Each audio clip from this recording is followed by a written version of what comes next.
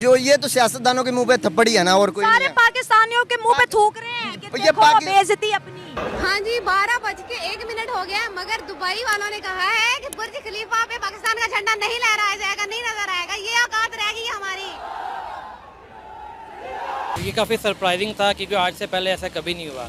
हम 22 करोड़ बेकारी हैं, हम भीख की गंदुम खाते हैं। बुर्ज खलीफा में पाकिस्तान का परचम लहराया जाता था, गाइस इस दफा पाकिस्तान के परचम को लहराया नहीं गया। रात को 15 अगस्त उन्होंने इंडिया का झंडा लगाएंगे, वो सेलिब्रेशन करेंगे सारी, वो सिर्फ इस वजह से कि यूएई इन्वेस्टमेंट्स की वजह से। और साथ में मोदी की तस्वीर भी लगती है। Beggars can't be choosers. हाँ जी, हाँ जी। खुद बेकारी बना रहे हैं और फिर हम इज्जत मांग रहे हैं। ऐसा तो नहीं हो कि हमारा जो स्टेट का रिप्रेजेंटेटिव है क्या कह रहे हैं आप, भिखारी हैं? जी बिल्कुल नहीं, तालीम देनी चाहिए। अब भी वक्त है, हुक्मरान अशराफियत संभल जाए, वरना इस मुल्क का वो हाल होगा, ये संभाले से संभलेगा नहीं। कहीं भी अब जहाँ पे हमारा कोई वकार था वो नहीं रह चुका हुआ दुनिया में। इस धरती में दम घुटता है, एक वीजा हमको दान करो। सर इतना जुल्म होता तो मुसलमान आगे कैसे आ रहे हैं? अगर एक्टर साहब देखेंगे तो वो भी मुसलमान है, तो सर आपको नहीं लगता कि कहीं ना कहीं हम ज्यादा हवा बना रहे हैं मुसलमानों को लेकर? 12:30 तक इंतजार करते रहे कि हमारा जो झंडा है अभी बुर्ज खलीफा के ऊपर चमकेगा, पाकिस्तान का कौमी तराना बजाया जाएगा, लेकिन सब बहुत ज़्यादा नाउमीद हो गए जब 30 मिनट गुजर गए, कोई लाइट पाकिस्तान के लिए वहाँ रोशन नहीं हुई। अगर उन्होंने नहीं किया है तो ये मैं यही कहूँगा मास्टर प्लानिंग थी इनकी। गाइस पाकिस्तान के शायकीन, जो पाकिस्तानी अवाम थी, वो बुर्ज खलीफा के आगे खड़े होकर रात को 12 बजे इंतजार करने लगी कि अभी खलीफा में पाकिस्तान का परचम आएगा। अगर हम इंडिया की बात करें, 15 अगस्त इंडिया का इंडिपेंडेंस डे है। बुर्ज खलीफा पर एग्जैक्ट 12 बजे जो है वहाँ के जो फ्लैग है, इंडिया का फ्लैग, वहाँ पे लाइट अप भी किया गया।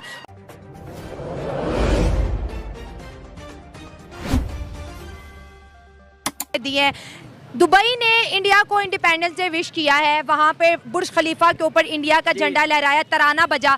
पाकिस्तानियों के लिए ना उन्होंने झंडा लहराया ना तराना बजा, सारे पाकिस्तानी खड़े होकर तमाशा है, पूरा दुबई हंसता रहा पाकिस्तानियों पे।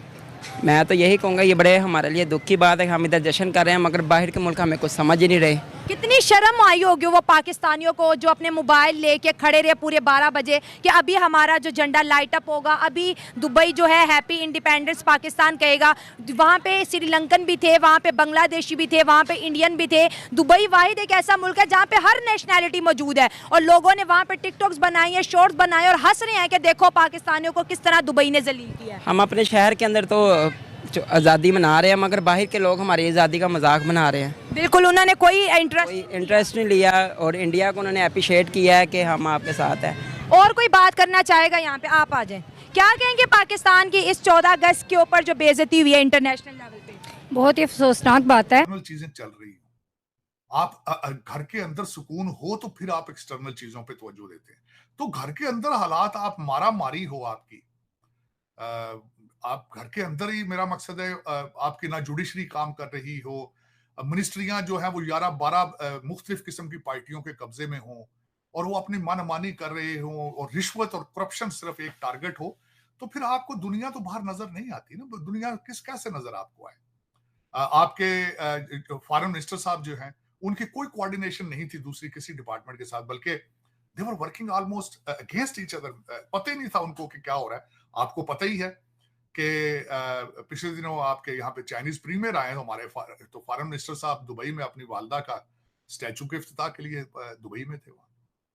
तो ये दर हकीकत फिर आप देख लें कि कितने सीरियस हैं। वो अमित शाह साहब के जवाब के कौन देगा जवाब? कौन देगा? क्योंकि आप तो योर प्रायोरिटीज आर डिफरेंट, आपकी प्रायोरिटीज कुछ और हैं।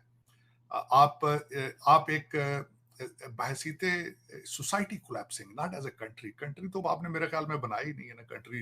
अफसोस की बात मैं इसका कहूंगा, मुझे शर्म आती है कई दफा कहते हुए कि जिन लोगों को आज भी आप मुहाजिर कहते हैं, कि कभी आप सोचा है आपने कि वो उनको बुलाया वहां से, आपने भारत से, इंडिया से इधर बुलाया है, उनको क्या दिया है आपने? उनको पाकिस्तान का ख्वाब दिखाया, फिर नए सिरे से हर 76 साल बाद एक बच्चा उठता है लौंडा लपाड़ा टाइप, वो फिर कहना शुरू कर देता है कि पाकिस्तान का मतलब क्या, ला इलाहा इल्लल्लाह। अभी आप ये स्लोगन था, अभी भी आज भी 76 साल के बाद जो हमारे अमीरुल मोमिनीन है, उनका नारा क्या था? छीन के लेंगे आजादी, मार के लेंगे आजादी, हाका मारा आजादी। यार कौन सी किस आजादी की बात कर रहे हैं? 76 साल पहले आजादी, वो क्या ड्रामा था? फिर अगर आज आजाद होना है तो वो क्या था फिर? ये नहीं कौन को बताते? ये जो आपके लौंडे लपाड़े ट्वीट के ऊपर बैठे हैं चीमा साहब, इनको पता ही नहीं है कि आज की न्यूज़ है, रात को 12 बजे हर साल बुर्ज खलीफा के अंदर पाकिस्तान की तस्वीर लगती है और वो हमारी खुशी में शरीक होते हैं। लेकिन इस दफ़ा पाकिस्तान के झंडा नहीं लगाया गया, पाकिस्तान के परचम बुर्ज खलीफा पर नहीं लगाया गया। क्या कहना चाहेंगे? वो हम कहते हैं मुसलमान ब्रदर हमारा मुल्क है, हमारी खुशी में शरीक होते हैं। पाकिस्तान के हालात देखकर क्या वो भी पाकिस्तान का साथ छोड़ गया, या पाकिस्तान के अंदर ही खुद ऐसी कमियां हैं जिसकी वजह से दुनिया साथ छोड़ रही है? ऐसी बात नहीं सोचनी चाहिए। हम एक आज़ाद मुल्क है, हम दूसरों की तरफ क्यों देखें? अगर कोई हमारा साथ देता है तो भी ठीक है, अगर नहीं देता तो भी ठीक है। वो हमारे ब्रदर मुल्क हैं, उनको अगर हमें उनकी ज़रूरत है तो उनको भी हमारी ज़रूरत है। हम एटमी ताकत भी हैं। हमारा मुल्क इस्लाम का किला है, बाकी मुल्क इतने इस्लाम के नज़दीक नहीं जितना दीन हमारे मुल्क में है। अगर वो हमारा झंडा उन्होंने नहीं लहरा तो कोई बात नहीं, हमें इस पर अफसोस नहीं करना चाहिए, मेरा ख्याल है। सर, नरेंद्र मोदी जब गए थे दुबई, आपने देखी होगा कि नरेंद्र मोदी की तस्वीरें लगाकर बुर्ज खलीफा पे वेलकम किया गया और पूरी दुनिया को उन्होंने इतला दी कि भाई हमारे रिलेशन इंडिया के साथ बहुत स्ट्रॉन्ग है। सर, हर मुल्क के अपने मफादात, अपनी तरजीहात, इसमें मज़हब को नहीं लाना चाहिए कि फ़लाँ मुस्लिम मुल्क है, फ़लाँ हिंदुस्तान है। अब देखें इंडिया के बहुत सारे लोग पाकिस्तान से ज़्यादा हिंदुस्तानी सऊदी अरब में भी रहते हैं, यूए में भी रहते हैं, तो उनके आपस में मफादात हैं, उनके ताल्लुकात हैं। जी, क्या मफादात और जो चीज़ें हैं वो बरादरों से ज़्यादा, भाइयों से ज़्यादा गहरे होते हैं? बात यह है कि हमने अपने आप को खुद जलील किया है। जब एक भाई के पास जेब में 1 रुपया भी नहीं है, वो जा के उनसे मांगेगा, तो फिर हमारे साथ यही सलूक होगा। फॉर एग्जाम्पल, बहुत सारे लोग कह रहे थे यार आज 14 अगस्त है लेकिन इतनी नेशनलिज्म नहीं है। क्या पाकिस्तान की नेशनलिज्म कम हो रही है? ठीक है जी, और वो जो नेशनलिज्म है, कौमियत कम हो रही है, लोग उतना बढ़ चढ़ के बात नहीं कर रहे। कई लोगों ने कहा जनाब, इसमें मेरी ऑब्जर्वेशन भी है, इन्फ्लेशन है।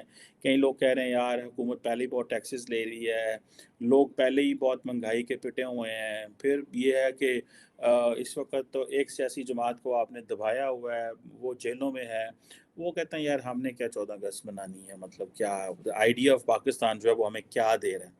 एवरीवन, हर बंदे ने अपने हाथ में पासपोर्ट पकड़ा हुआ है, वो कह रहा है मैं चले जाना चाहता हूँ और मैं बाहर जाना चाहता हूँ। तो वो जो आइडिया है पाकिस्तान का, वो कह रहे हैं कि शायद उसमें जो नेशनलिज्म में कमी है because of multiple other factors जो हमारे सामने है। सो दिस इज़ समथिंग, ये एक कंसर्न रियलिटी तो हमारे सामने मौजूद है। लेकिन टाइम एंड अगेन ना तो हम अपनी नेशनलिज्म वो जो है when it comes to Bharat, nationalism largely इतनी कोई लंबी चौड़ी कंप्रोमाइज़ नहीं हुई। It is still there in the society, जो कि मैं समझता हूँ मुस्बत होनी चाहिए कि अगर आज भारत की इकोनॉमिक ग्रोथ है, पॉलिटिकल स्टेबिलिटी है, फ़ौज की पॉलिटिक्स में इंटरफेरेंस नहीं है, या वहाँ पे जो ग्लोबल क्लाउड बढ़ रहा है तो उस पे काम होना चाहिए कि ठीक है यहाँ चंद्रयान 3 जो है जा रहा है तो इस पे काम होना चाहिए, तो that will make an impact for Pakistan. हाँ जी, 12:01 हो गया, मगर दुबई वालों ने कहा है कि बुर्ज खलीफा पे पाकिस्तान का झंडा नहीं लहराया जाएगा, नहीं नजर आएगा। ये औकात रहेगी हमारी।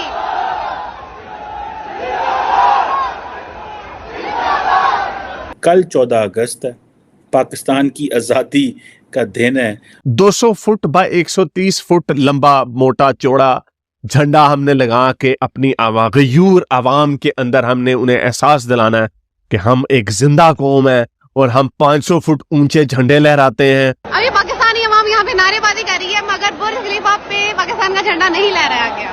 सो सैड, प्रैंक हो गया पाकिस्तानियों। जिस तरह तुम लोग के साथ तुम लोग की कमेंट कर रही है, यही तुम लोग के साथ होना चाहिए। वो चांद पे पहुंचा रहे हैं अपने बंदों को, हमसे यहाँ पे अपने बंदों का इलाज नहीं करवाया जाता, हम मेडिकल टूरिज्म के लिए उनकी भीख मांगते हैं। किसी के पास पैसे हैं, कोई झंडा खरीद रहा है, शायद अगले साल ये झंडे के भी पैसे ना हो, लोगों के पास झंडे के पैसे रह जाएं। इस वक्त हिंदुस्तान अपने नेशनलिज्म के नशे में चूर है। इस वक्त हर हिंदुस्तानी जो है उसके लिए प्राइड है इंडिया जो है। बलोचिस्तान में आज चाइनीज के ऊपर अटैक हुआ है और जिसकी जिम्मेदारी कबूल की है BLA ने। ये जो चीनियों के ऊपर हमला है, इट सिंबलाइज आज आपके, बल्कि चाइनीज एम्बेसी ने बड़ा सख्त एक नोटिस उसका लिखा है और उसमें 4 जो चाइनीज इंजीनियर हैं वो मारे गए हैं खबर के मुताबिक, और 7 के करीब जो पाकिस्तानी हैं वो भी उसमें जिनकी जानें गई हैं। हिंदुस्तान का दोस्त, जिगरी दोस्त, मिलिट्री एलाई बन गया अमेरिका, उसके साथ दोस्ती रख के वो कहते हैं कि हम बैलेंस करना चाहते हैं हमारी फ्रेंडशिप। हर दिल से ये अब आवाज निकल रही है कि हमें छोड़ दो, हमें आजाद कर दो, अल्लाह के वास्ते हमें माफ कर दो। ठीक है, हमें छोड़ दो, हमें आज़ाद कर दो। और ये बात की जा रही है 14 अगस्त की रात को। नमस्कार दोस्तों, अब कहा जा रहा है कि अमेरिका के आने वाले इलेक्शन में प्रेसिडेंट इंडियन ओरिजिन के विवेक रामास्वामी बन सकते हैं। विवेक रामास्वामी अमेरिका के रिपब्लिकन पार्टी के कैंडिडेट हैं। इन्हें लेकर के अब पूरे अमेरिका की आवाम कह रही है कि ट्रम्प के बाद अगर किसी के चांस है अमेरिका का प्रेसिडेंट बनना तो वह सिर्फ विवेक रामास्वामी का ही है, क्योंकि विवेक रामास्वामी यंग बिजनेस पर्सनैलिटी के साथ साथ अमेरिका के नेशनलिस्टिक पॉलिटिशियन हैं, जो कहते हैं कि पहले अमेरिका और अमेरिका में रहने वाले लोगों की बात करेंगे और अमेरिका को वर्ल्ड पावर के स्पॉट पर बरकरार रखेंगे। दोस्तों, विवेक रामास्वामी अपने कैपेबिलिटी से ये दर्शा चुके हैं कि वे अमेरिका के गवर्नमेंट के हाईएस्ट पोजीशंस को अच्छे से मैनेज कर सकते हैं। अगर वे प्रेसिडेंट ना भी बने तो वाइस प्रेसिडेंट या फिर फॉरेन मिनिस्टर तो जरूर बनेंगे। वहीं दोस्तों, दूसरी तरफ पाकिस्तान, जिसे अपना उम्मा कहता है और कहता है कि वे उनके ब्रदर देश है, लेकिन दोस्तों वही यूएई ने पाकिस्तान के मुंह पर एक जोरदार लात मारा है। दरअसल दोस्तों, आप सब जानते हैं इंडिपेंडेंस डे में यूएई हर साल भारत का तिरंगा फहराता है बुर्ज खलीफा पर, लेकिन दोस्तों वहीं दूसरी तरफ 14 अगस्त को पाकिस्तान का झंडा नहीं फहराया जाता है। तो दोस्तों, अब पाकिस्तान की गवर्नमेंट ने ऑफिशियली यूएई से रिक्वेस्ट किया कि पाकिस्तान का झंडा भी फहराया जाए, लेकिन इस रिक्वेस्ट के बाद भी यूएई ने पाकिस्तान की बात नहीं मानी और पाकिस्तान का झंडा नहीं फहराया। तो चलिए दोस्तों, इसी पर आगे पाकिस्तानी मीडिया का रिएक्शन देखते हैं। आजकल एक दो चीज चली है कि 23 मार्च और 14 अगस्त को कभी परेड हुआ करती थी, कभी एक वो निकला करते थे। आज मैं देख रहा था कि इंडिया वाले फुल ड्रेस रिहर्सल कर रहे हैं और परेड कर रहे हैं। हमने वो परेड और वो सारा कुछ छोड़ दिया है। क्या आप समझते हैं कि फाइनेंशियल प्रेशर है, या जैसे पीटीआई और वो जो फोर्सेस है जिन्होंने फौज को टारगेट करना शुरू कर दिया था, ये उनको जो है वो उसकी वजह से ये की जा रहा है? आपको क्या लगता है, इससे भी जो है वो एक नेशनलिज्म बढ़ती थी, कौमियत बढ़ती थी, लेकिन 23 मार्च को भी नहीं हुई, वाने सदर में एक छोटी सी तकरीब कर ली, और 14 अगस्त को भी नहीं हुई, जबकि इंडिया वाले जो हैं वो तो फुल ड्रेस रिहर्सल कर रहे हैं। और वो इसको कैसे देखते हैं आप? चीमा साहब, 14 अगस्त वाले दिन, बल्कि मैं बताऊंगा 15 अगस्त के लिए तो यहाँ से कांग्रेसमैन उनके जत्थों के जत्थे जा रहे हैं भारत अपना अटेंड करने के लिए। उनकी 15 अगस्त की जो सेरेमनी है, हमारे फाइनेंशियली हो सकता है वो सीरियसनेस नहीं है, और दूसरा है कि हौसला खौफ हो कि वहां पता नहीं कि वो गामा ना हो जाए, ये ना हो जाए, फलाना हो जाए। पूछने वाली बात यह है कि where are they heading, what are their intentions, कहां जा रहे हैं? हमारी अगली जनरेशन जो है वो क्या करेगी आगे? मेरा मकसद इस वक्त अगर देखा जाए आपका, तो ना बॉर्डर सेफ है, ना आपका लॉ एंड ऑर्डर चल रहा है, अंदर अदालतें भी नहीं चल रही हैं, इंडस्ट्री बंद है, बिजली नहीं है। बिजली आपने इतनी महंगी कर दी, कोई चीज आप मैन्युफैक्चर ही नहीं कर सकते। आपको पता है आपके किया के 4 शोरूम बंद हो चुके हैं पाकिस्तान के।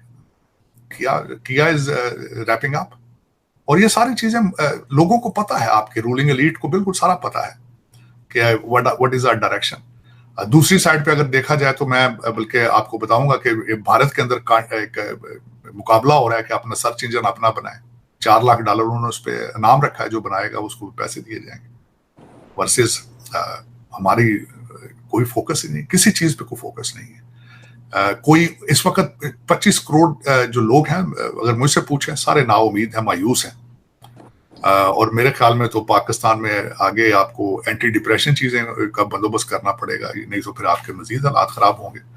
जिस टॉपिक पर बात करने वाले हैं वो बेसिकली ये है कि अगर हम यूएस की बात करें तो प्रेसिडेंट की रेस में अमेरिकन जर्नलिस्ट भी, और अमेरिका में जिसका ज्यादा चर्चा है वो है एक इंडियन ओरिजिन के, जिनका नाम है विवेक रामास्वामी। ये बोला जा रहा है कि ये डिजर्विंग है प्रेसिडेंट की सीट के लिए, और सिर्फ विवेक रामास्वामी ही है जो डोनाल्ड ट्रंप को मात दे सकते हैं। वहाँ पर विवेक रामास्वामी का पहले बैकग्राउंड दुनिया बहुत ही ज्यादा यंग है, हाईली टैलेंटेड, हाईली सक्सेसफुल, 38 की एज है इनकी, सेकंड जनरेशन इंडियन अमेरिकन है, हार्वर्ड से। उसके बाद इन्होंने अपने काम वाम जॉब्स वगैरह की, फिर अपना बिजनेस भी शुरू किया, फिर बिजनेस को सेल आउट किया, फिर अपना दूसरा वेंचर शुरू किया। Currently his net around $638 million। तो इनकी अगर सीवी देखें, बैकग्राउंड देखें, तो that is more than impressive. मैंने इनके बहुत सारे इंटरव्यूज वगैरह भी देखे, हर चीज देखी है। The way he talks is के ही इज अ नेशनलिस्ट। इनकी जो बातें हैं नेशन फर्स्ट, जो पॉलिसी या जो सॉल्यूशंस ये बताते हैं उसके अंदर अमेरिका क्या भलाई कैसे होगी, अमेरिका नंबर 1 पे रिटेन कैसे रहेगा, वो सारी बातें हैं। तो दुनिया में आज पूरा पिछले 50-60 साल से यही चल रहा है, जो नेशनलिस्ट बातें करे उसे राइट विंग बोल दो और जो नेशनलिस्ट बातें ना करे उसे लेफ्ट विंग बोल दो। तो ये पिछले 50 साल से दुनिया का एक ये अलग से फ्रॉड चल रहा है। बट अगर रिपब्लिकन की बात करें तो रिपब्लिकन में एक और है निकी हेली, वो भी इंडियन ओरिजिन है, पर आफ्टर ट्रम्प जो सेकंड वो सबसे ज्यादा किसी के चांसेस हैं तो वो विवेक रामास्वामी के हैं। ये बहुत ही स्ट्रॉन्ग कैंडिडेट हैं और इनका जो इम्प्रेशन है अमेरिकन पब्लिक पे, आप इससे अंदाजा लगाएं कि ये एक टीवी शो पे गए थे, उधर होस्ट ने से सवाल पूछा CNN पे, इन्होंने ऐसा जवाब दिया कि वो होस्ट की नौकरी चली गई। तो he is very very competent and he is very very talented. अगर ट्रम्प को जेल नहीं होती तो ट्रम्प ही जीतेगा। और ट्रम्प का अभी एक स्टेटमेंट आया है हमारी वीडियो कॉल से 1 घंटा पहले कि if I will fight into 20 elections there are 100% that I will win. और वो बात सही कह रहा है, क्योंकि अगर लास्ट इलेक्शन भी जो हुए हैं 50% अमेरिकन मानते हैं कि वो इलेक्शन रिग हुए थे, वो इलेक्शन साफ सुथरे नहीं हुए थे। 50% अमेरिकन ये मानते हैं। और अब तो जो बाइडेन ने अमेरिका की हालत की है, America is in very deep crisis. अगर आप अमेरिका को फॉलो करें तो आपको अंदाजा होगा कि अमेरिका की आज वो हालत है जो हम लोग सोच भी नहीं सकते थे। अमेरिका की सेविंग्स हो गई, उनकी स्टॉक मार्केट हो गई, उनकी मैन्युफैक्चरिंग इंपोर्ट्स, उनके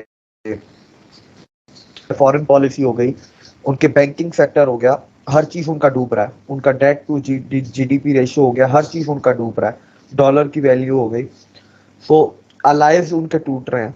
तो ये सबसे बड़ी बात है। उसके बाद उनके इंस्टीट्यूशंस भी अब वीक पड़ गए हैं, जिन इंस्टीट्यूशंस की मदद से अमेरिका पूरी दुनिया पे राज करता है या करता था। तो अगर ट्रम्प को जेल नहीं हुई तो ट्रम्प जीतेंगे, अगर ट्रम्प को जेल हो गई then there are very high chances for Vivek Ramaswamy. और फॉर एग्जाम्पल अगर ट्रम्प को जेल नहीं होती तो ट्रम्प जीतेंगे and Vivek Ramaswamy will get the podium position. Podium position America में 2 होती हैं, या वाइस प्रेसिडेंट होते हैं या सेक्रेटरी स्टेट होते हैं, फॉरेन अफेयर्स के या डिफेंस के या ट्रेड कॉमर्स के, ये होते हैं। मतलब जो भी होगा पोडियम पोजीशन इनको मिलेगी इफ ट्रम्प फाइट्स, अगर ट्रम्प को जेल नहीं होती तो।